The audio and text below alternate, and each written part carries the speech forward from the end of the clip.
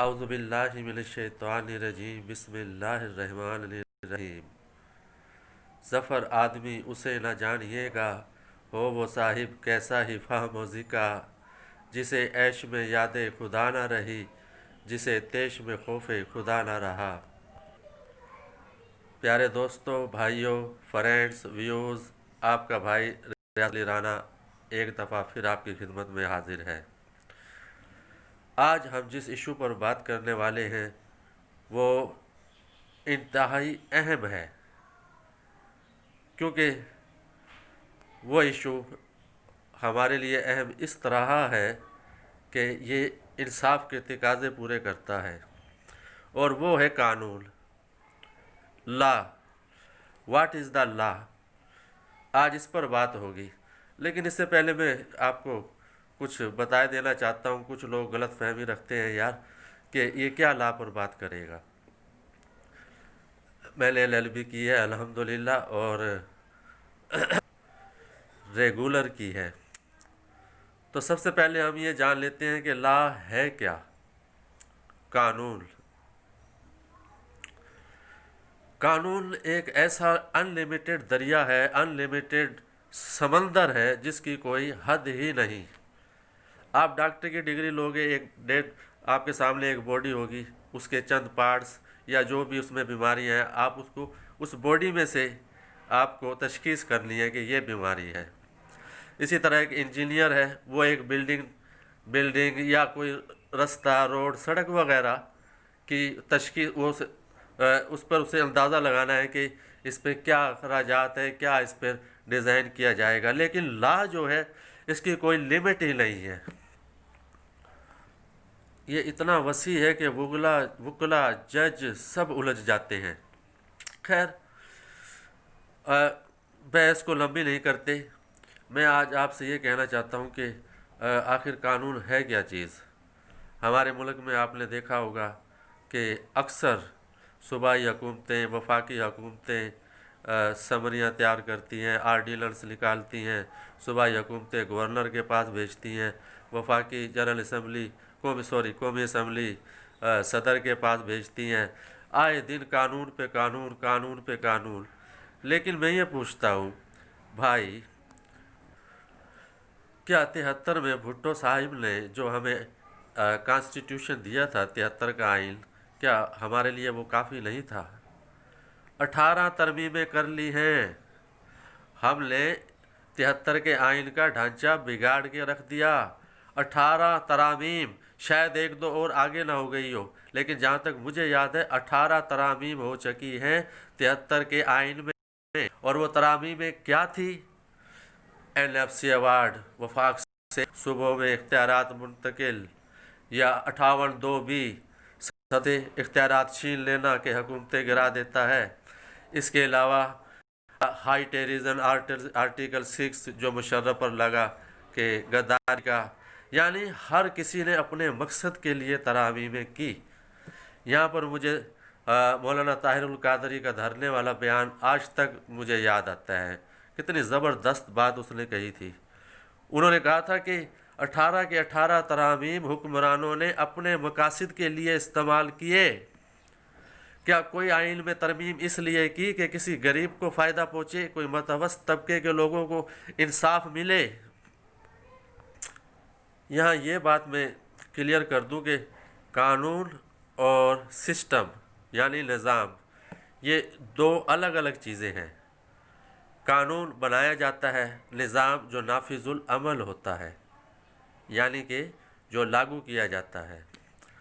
لہذا ہمارا سسٹم انتہائی خراب ہے۔ سندھ کے نامور عالم مولانا عبدالحمید لون نے اپنے ایک خطاب میں یہ واقعہ سنایا، میں آپ کے ساتھ شیئر کرتا ہوں کہ ایک گاؤں والوں کے پانی کے کنویں میں کتا گر کر مر گیا۔ گاؤں والوں کے پاس دوسرا کوئی پانی حاصل کرنے کا ذریعہ تھا ہی نہیں۔ انہوں نے کہا کہ چلو، برابر میں مولانا صاحب بیٹھے ہیں مسجد میں، جا کر فتویٰ لیتے ہیں کہ آیا کہ یہ پانی ہمارے لیے کس طرح پاک ہوگا۔ تو सब गांव वाले जमा होकर मौलाना की खिदमत में हाजिर हुए। मौलाना साहब, आप तो जानते हैं हमारे गांव में वाहिद पानी का कुआं है, इसमें कुत्ता गिरकर मर गया। अब आप बताओ ये पानी हमारे लिए किस तरह पाक होगा। मौलवी साहब ने कहा, कोई मसला नहीं, आप ऐसे करो, 40 पानी के डोल, ड्रम, बाल्टी वो आप कुएं से निकाल कर फेंक दो, इंशाअल्लाह पानी आपके लिए पाक हो जाएगा। गांव वाले खुश हो गए, यार ये तो बिल्कुल आसान नुस्खा है। सारे गांव वाले जमा होकर जल्दी जल्दी 40 के बजाय 50 पानी के ड्रम निकाल कर दोबारा मौलाना की खिदमत में हाजिर हुए। मौलवी साहब देखो, आपने कहा था 40 पानी के ड्रम और हमने 50 निकाल दिए, अब क्या ये पानी हमारे लिए पाक हो गया? मौलवी ने कहा, हाँ हो गया। और वो कुत्ता? गांव वालों ने कहा, वो तो कुएं में पड़ा है। अरे भाई, जब तक वो कुत्ता पानी के कुएं में पड़ा है तो वो आप 1000 डब्बे निकाल लो, क्या वो पाक हो जाएगा? हमारे मुल्क में नापाक सिस्टम पड़ा हुआ है। आप 1000 लाख कवानीन बना लो, जब तक ये सिस्टम, ये मरा कुत्ता इस मुल्क से नहीं निकलेगा, आपका ना इंसाफ मुहैया फराहम होगा और ना ही हमारा मुल्क का निज़ाम बेहतर होगा। हाल ही में देखा नहीं, सिस्टम के तहत कोरोना वायरस ने बहुत कुछ इंकशाफ कर दिए हैं, बहुत सी चीज़ें आया कर दी है इस कोरोना वायरस ने। अच्छा, हुक्मरानों ने कोरोना वायरस से हिफाजत के लिए मसाजिद व मदारिस में पाबंदियाँ लगा दी। नमाज और जुमे इस किस्म के इज्तिमा पर मुकम्मल पाबंदी लगा दी। हमारी पुलिस गर्दिश में आ गई, हरकत में आ गई, सजदे में पड़े हुए लोगों पर डंडे बरसाए। सोशल मीडिया पर लोगों ने देखा, कराची में एक खातून ने मस्जिद में जुमा ना होने दिया, इस पर हमारी गवर्नमेंट ने उसे प्रमोशन दी। अच्छी बात है, उसने कानून लागू किया। लेकिन मैं ये पूछता हूँ कि क्या उस मोहतरमा के इलाके में मंशियात, ज़िना या और कोई ऐसी बुराइयाँ, क्या वो सब ख़त्म हो गई? जुए के अड्डे जिसके ख़िलाफ़, जिसके लिए बाकायदा कानून बना हुआ है। ये तो एक अहकामात दिए थे ना सिंध हुकूमत ने या वफाकी हुकूमत ने, कोई कानून तो नहीं बनाया था ना कि मस्जिदों में नमाजें नहीं होगी, जुमा नहीं होगी, बड़े बड़े जलसों पर पाबंदी। सिर्फ अहकामात दिए थे जिस पर एकदम हमारी पुलिस हरकत में आ गई। लेकिन शराब, जुए और ज़िना इस किस्म की बुराइयां तो हर इलाके के हर SHO की कॉन्स्टिट्यूंसी में ये चल रही हैं। बहस लंबी होती जा रही है। मैं चाहता हूँ कि मुख्तसर रहे, क्योंकि आप लोग बोर हो जाते हो, इसलिए मेरी कोशिश होती है कि कम से कम वक्त में ज़्यादा से ज़्यादा बात करता जाऊँ। मैं ये पूछता हूँ कि हमारे जो मुल्क में SHO या DSP लेवल तक जो भर्तियाँ होती हैं, यार इनका क्या मयार होता है, इनकी क्या काबिलियत होती है? एक ASI या SHO मैट्रिक इंटर पास आ जाता है कानून की सीट पर। SHO सब हाउस ऑफिसर, पूरे घर का ऑफिसर, क्या उसने कानून पढ़ा होता है यार? उसके पास LLB की डिग्री है क्या? से मालूम ही नहीं कानून क्या है, वो क्या कानून को फॉलो करेगा भाई? या हमारे मुल्क में पढ़े लिखे लोगों की तादाद कम हो गई?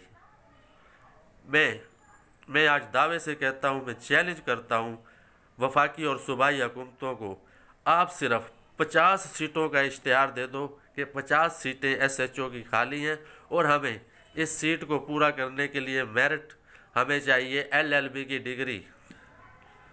अगर 5 से 10 हज़ार बेरोज़गार बच्चे LLB की डिग्री ना लाएं तो मैं सहाफ़त क्या, मैं मुल्क बदर हो जाऊंगा यार। फिर क्यों नहीं उन बच्चों को यार इनके लायक समझा जाता, क्यों नहीं उन्हें पोस्ट दी जाती? लेकिन बदकिस्मती से हमारे यहाँ तो ASI SHO वडेरों की औताकों में भर्ती होते हैं, वडेरों की रिकमेंडेशन पर भर्ती होते हैं।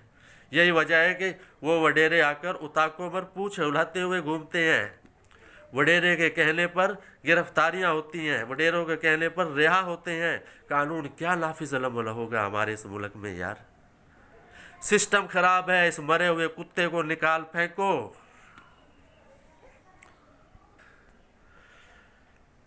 73 کا قانون کیا ہمارے ملک کو چلانے کے لیے کافی نہ تھا؟ ارے اگر اس قانون پر صرف 10% بھی نافذ العمل کیا جاتا تو ہمارے معاشرے سے برائیاں ختم ہو جاتی۔ قانون کو تو پس پردہ رکھ دیا، انہوں نے اپنا نیا قانون متعارف کرایا ہے جو وڈیروں کی اوطاق سے نکلتا ہے اور وڈیروں کی اوطاق پر ختم ہوتا ہے۔ بھائی جو جس لیول کا ہوتا ہے وہ اسی لیول کا وڈیرا رکھتا ہے، پھر خواہ یہ بات منسٹر اور وزیروں تک پہنچ جائے، لیکن یہ بات حقیقت ہے، اسے جھٹلایا نہیں جا سکتا۔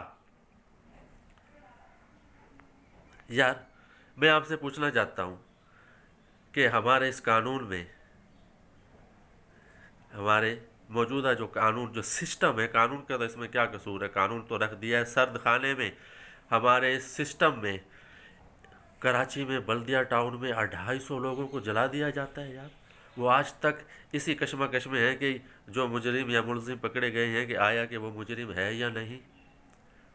یار ہمارے ملک میں بچوں کو کتے کاٹنے والے سرنج نہیں مل رہے، انجیکشن نہیں مل رہے۔ لاہور میں ایک بچے پر کتا چھوڑ دیا جاتا ہے۔ یار ویئر از دا لا؟ مجھے بتایا جائے ویئر از دا لا؟ 12 سال کی بچی حاملہ ہو گئی ہے اس قانون کے نیچے۔ خدا کے قانون کو چھوڑو، سسٹم درست کرو، سسٹم۔ بہرحال بہت باتیں ہو گئی، لہٰذا میں آپ کا زیادہ وقت نہیں لوں گا، تو آئندہ انشاءاللہ ایک اور نئی ویڈیو اور نئی بحث کے ساتھ آپ کی خدمت میں حاضر ہوں گا۔ اپنے بھائی، اپنے دوست ریاست علی رانا کو اجازت دیجیے۔ اللہ حافظ۔